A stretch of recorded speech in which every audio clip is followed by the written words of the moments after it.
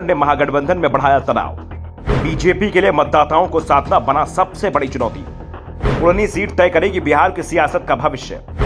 बिहार में कुढ़नी विधानसभा सीट के लिए उपचुनाव हो रहा है। नामांकन की प्रक्रिया शुरू हो गई है, लेकिन बीजेपी उम्मीदवार कहीं कोई अता पता नहीं चल रहा है। बीजेपी इंतजार कर रही है कि पहले महागठबंधन का उम्मीदवार तय हो, उसके बाद वो अपने पत्ते खोलेगी। तो महागठबंधन ये तय नहीं कर पा रहा है कि सीट कौन लड़ेगा। आरजेडी और जेडीयू दोनों ही आमने सामने आ गए हैं। अब पहले तेजस्वी और नीतीश आमने सामने बैठेंगे, तब तय होगा महागठबंधन में कुढ़नी सीट से कौन लड़ेंगे। कश्मकश बीजेपी और महागठबंधन दोनों बनी हुई है। महागठबंधन में पार्टियों को साधने की परेशानी है, तो बीजेपी में उसके कोर वोटर के बीच शुरू हुआ शीत युद्ध परेशानी बढ़ा रहा है। महागठबंधन के सभी दलों की अपनी अपनी महत्वाकांक्षाएं हैं, जो सिर चढ़कर बोल रही हैं। और अब तो सत्ता भी हाथ में, इसलिए सत्ता का नशा भी चढ़ा हुआ है। महागठबंधन में सबसे पहली परेशानी तो यही है कि चुनाव कौन लड़ेगा, क्योंकि दावा सभी कर रहे हैं। खासतौर पर आरजेडी और जेडीयू अपनी दावेदारी हटाने को तैयार नहीं दिख रहे हैं। 2020 के विधानसभा चुनाव में आरजेडी के उम्मीदवार अनिल सहनी की जीत हुई थी। यह सीट आरजेडी के विधायक अनिल सहनी को मिली, सजा के चलते खाली हुई थी।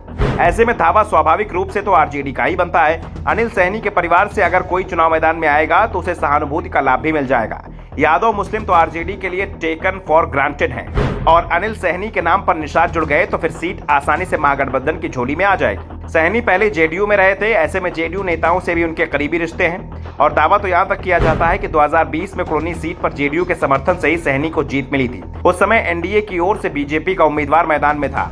सहनी ने जेडीयू में अपने संपर्क के दम पर पार्टी के नेताओं को अपने पाले में कर लिया था। जेडीयू उस समय एनडीए का हिस्सा थी, लेकिन पार्टी के स्थानीय नेताओं ने आरजेडी का साथ दिया था। और अगर अब आरजेडी के अनिल सहनी के परिवार से किसी को टिकट देती है तो फिर जेडीयू नेताओं को उनके पक्ष में लाने में ज्यादा परेशानी नहीं होगी। लेकिन आरजेडी फिर भी उम्मीदवार तय नहीं कर पा रहा है, क्योंकि जेडीयू इस सीट से अपना दावा छोड़ने को अभी तक तैयार नहीं हुई है। तेजस्वी के करीबियों ने तो यहां तक दावा कर दिया है कि अगर नीतीश कुमार अड़ जाते हैं तो आरजेडी कुढ़नी सीट से अपना दावा भी छोड़ सकती है। लेकिन चिंता दूसरी ओर खड़ी हो गई है।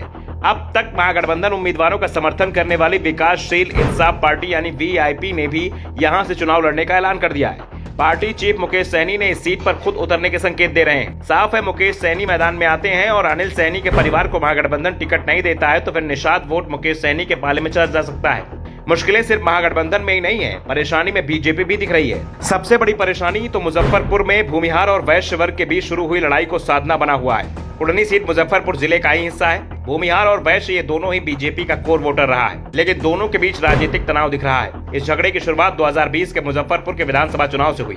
दावा किया जाता है कि चुनाव में बीजेपी के कोर वोटर वैश्यों ने भूमिहार नेता सुरेश शर्मा को वोट नहीं दिया, जिससे वो चुनाव हार गए। इसका हिसाब भूमिहारों ने बोचाहा विधानसभा सीट पर हुए उपचुनाव में चुकता कर दिया और बीजेपी उम्मीदवार को वोट नहीं दिया। और अब कुढ़नी में भी इस लड़ाई का असर दिखाई दे रहा है। बीजेपी ने अगर केदारनाथ गुप्ता पर दाव लगाया तो भूमिहार वोट मिलना मुश्किल दिख रहा है, और अगर किसी भूमिहार को टिकट दिया तो वैश्य नाराज हो सकता है। और इन दोनों में से किसी एक समुदाय का वोट बीजेपी को नहीं मिला तो फिर बीजेपी के लिए कुढ़नी सीट जीतना बेहद मुश्किल हो जाएगा। साफ है, महागठबंधन मुश्किल में है तो बीजेपी के सामने उससे भी ज्यादा मुश्किल खड़ी है। मुकेश सहनी अलग से दोनों के लिए मुश्किलें बढ़ा रहे हैं।